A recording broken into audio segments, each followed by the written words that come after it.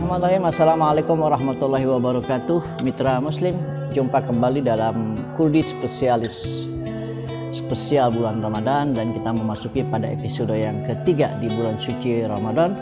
Mudah-mudahan Allah Subhanahu wa taala memberikan kesehatan, memberikan keberkahan di bulan yang penuh dengan berkah ini, sehingga kita dapat menyelesaikan sisa puasa kita di bulan suci Ramadan pada tahun ini. Dan alhamdulillah kita sudah melewati 10 hari pertama dalam bulan suci Ramadan, dan kita memasuki pada 10 hari kedua, yang dalam beberapa hadis dikatakan awaluhu rahmah wa awsatuhu maghfirah wa akhiru wa'idkum minan nar. Berarti kita memasuki pada episode yang kedua atau 10 hari kedua, yaitu ampunan, mengharapkan ampunan dari Allah Subhanahu wa taala. Mudah-mudahan amal ibadah kita diterima dan kita lebih aktif dan lebih agresif lagi dalam beribadah dan mendekatkan diri kepada Allah Subhanahu wa taala di bulan suci Ramadan. Mitra Muslim, pada episode kali ini saya mencoba atau kita sama-sama menggali kejadian-kejadian apa saja yang pernah terjadi di bulan suci Ramadan, ya.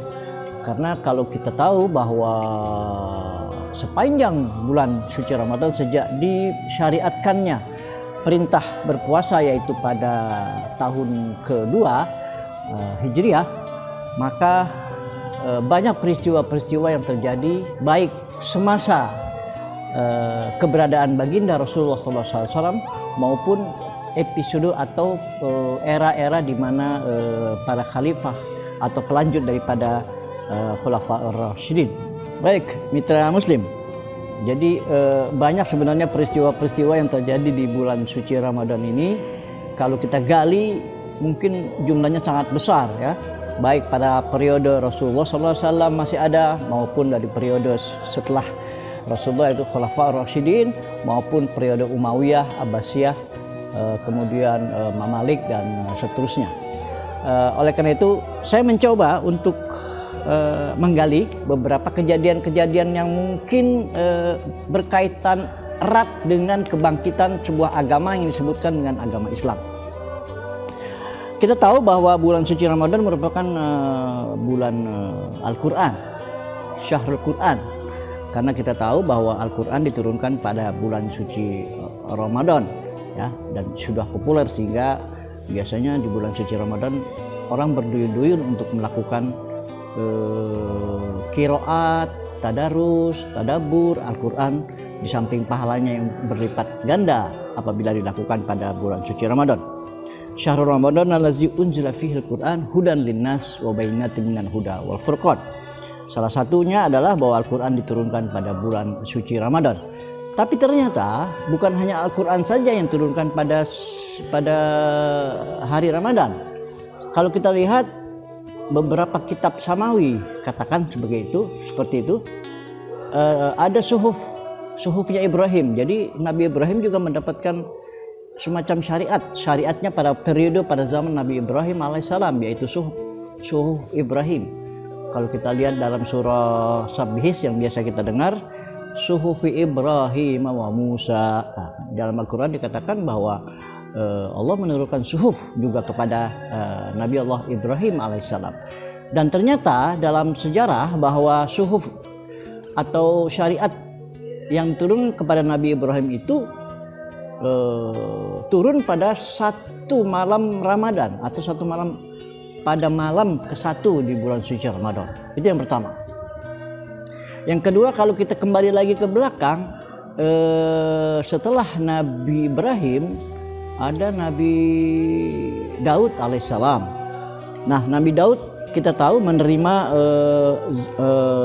Zabur, dan itu pun sebetulnya turunnya Zabur kepada Nabi Daud alaihissalam di Yerusalem itu pada bulan suci Ramadan, kira-kira pada abad ke-10 sebelum Masehi, ya.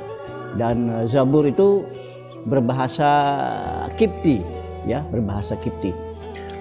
Ada juga kitabnya Nabi Musa yaitu Taurat. Taurat juga ternyata turun pada bulan suci Ramadan, persisnya pada sekitar 12 sebelum Masehi lah kira-kira. kira-kira begitu ya kalau saya salah ya. Jadi Taurat diturunkan kepada Nabi Musa juga pada bulan suci Ramadan yang bahasanya itu adalah bahasa Ibrani. Kemudian setelah Taurat, Injil, ya, Injil kepada Nabi Isa alaihissalam yang turunnya juga di Yerusalem atau di sekitar Palestina saat ini, itu turun pada bulan suci Ramadan juga, yaitu persisnya pada tahun 1 Masehi, pada sekitar atau pada bulan Masehi. Nah, kemudian kitab yang terakhir adalah Al-Qur'anul Karim yang turun kepada Nabi besar Muhammad SAW yang pasti itu turun pada bulan suci Ramadan dan sudah termaktub dalam Al-Quran.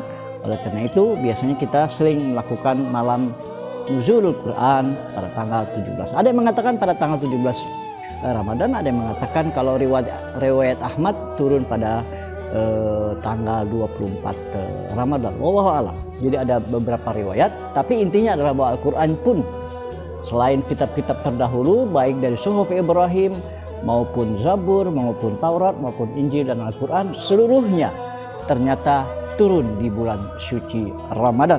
Oleh karena itu begitu berkahnya bulan suci Ramadan ini, khususnya untuk kaum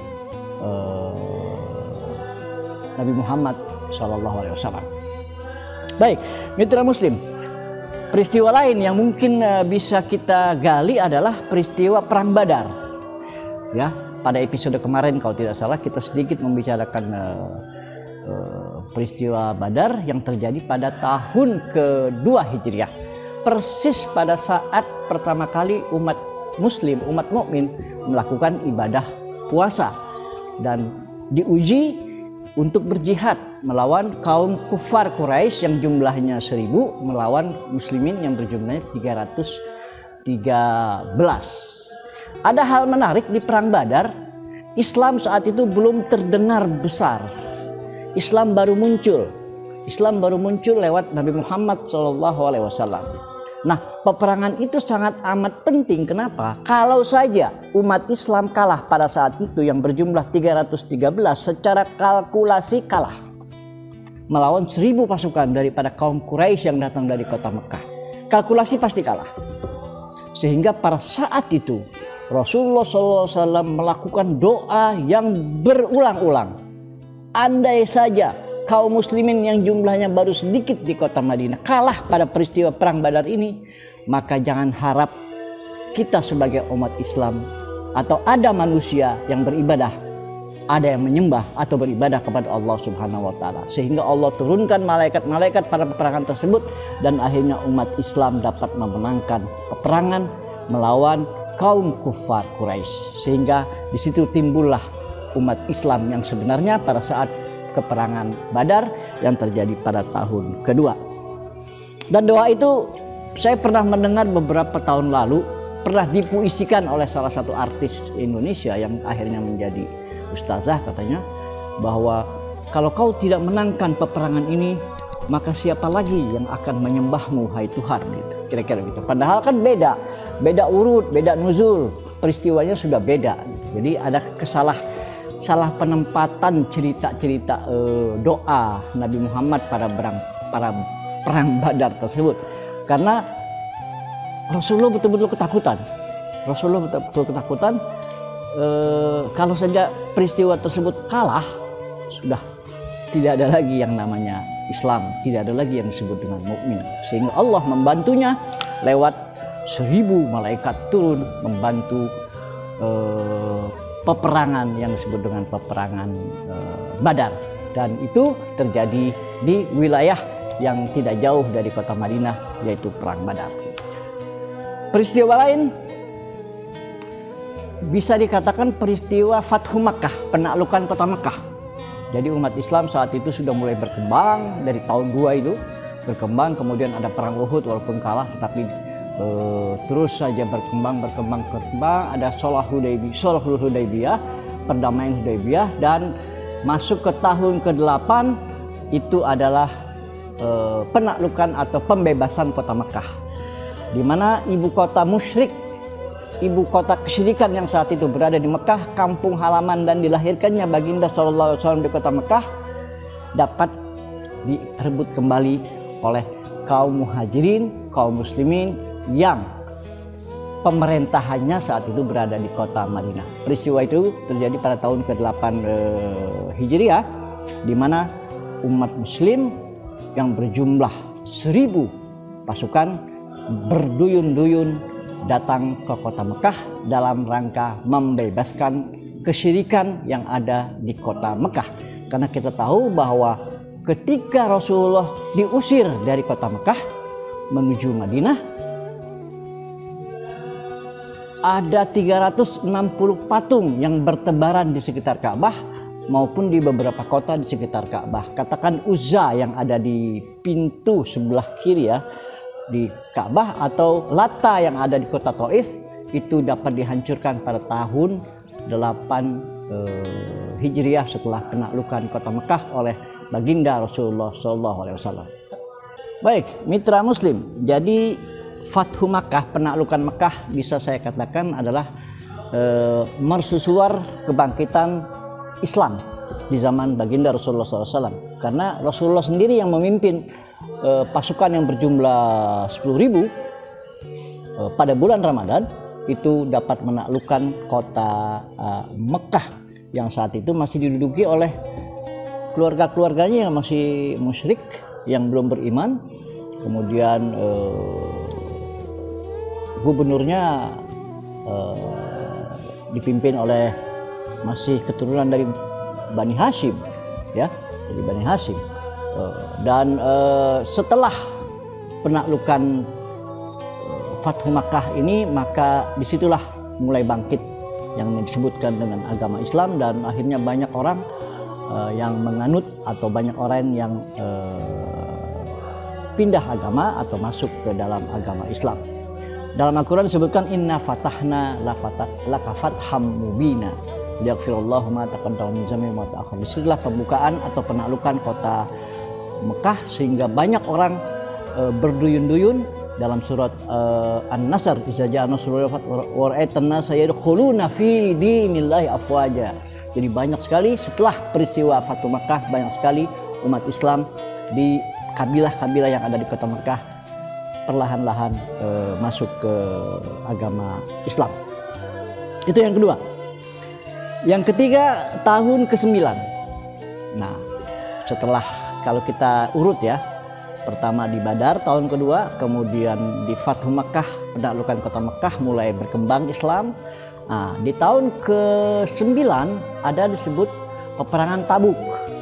Peperangan Tabuk ini bisa dikatakan balas dendam orang Romawi, karena sebelum peristiwa perang Tabuk itu ada peristiwa peperangan Mu'tah, di mana Islam yang dipimpin oleh 3 pahlawan yang syahid dan akhirnya dimenangkan oleh Islam berkat dari kepandaian strategi yang dilakukan oleh Khalid bin Walid dalam peperangan Mu'tah. Mu'tah ini kalau sekarang bisa dikatakan ada di Yordania. Jadi kalau kita di Yordan, di Aman, kota Aman, menuju ke Petra, itu akan melewati sebuah perkampungan, sebuah daerah yang disebut Mu'tah, dan di sanalah dimakamkan 3 syuhada dari kaum muslimin syahid dari perang Mu'tah.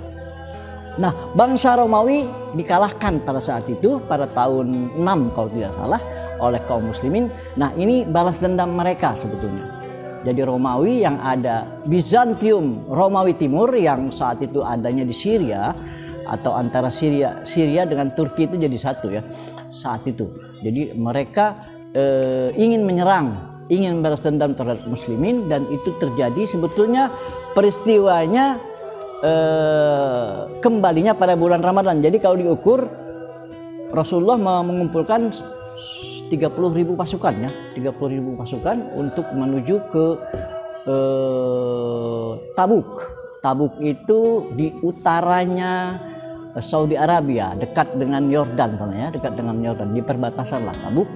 Di sana umat Islam mengumpulkan pasukan sebanyak 30.000. Hampir semua masyarakat Islam itu saat itu ikut berperang, yang dipimpin langsung oleh baginda Rasulullah SAW dalam menggempur atau menahan serangan daripada bangsa Romawi Bizantium.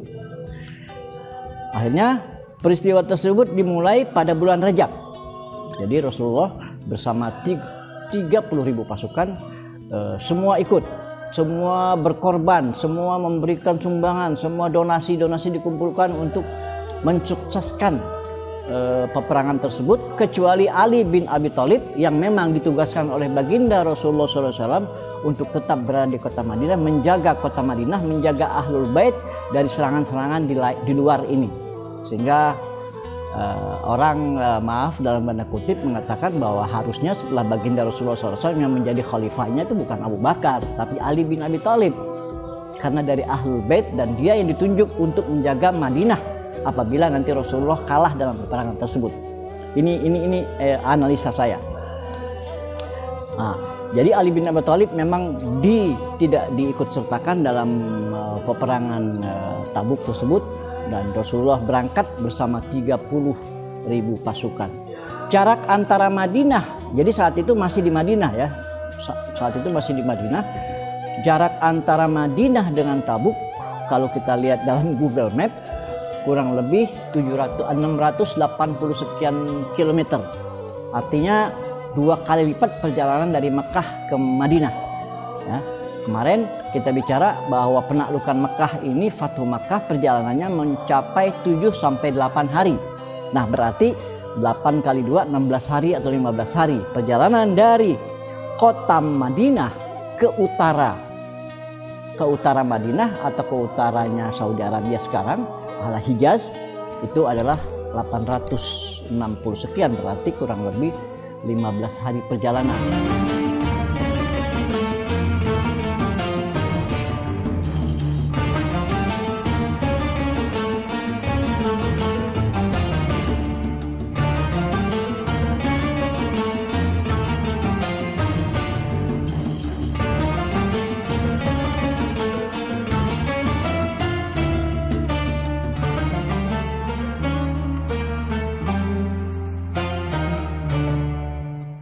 Assalamualaikum warahmatullahi wabarakatuh. Buat teman-teman yang pengen tahu soal sejarah Islam, bagaimana sejarah Nabi, latar belakang Nabi, silakan pantengin YouTube-nya Cakriyani TV. Di situ teman-teman akan mendapatkan informasi tentang sejarah Islam dan nabi-nabi dari Ustadz. Jangan lupa nonton ya kalau pengen tahu.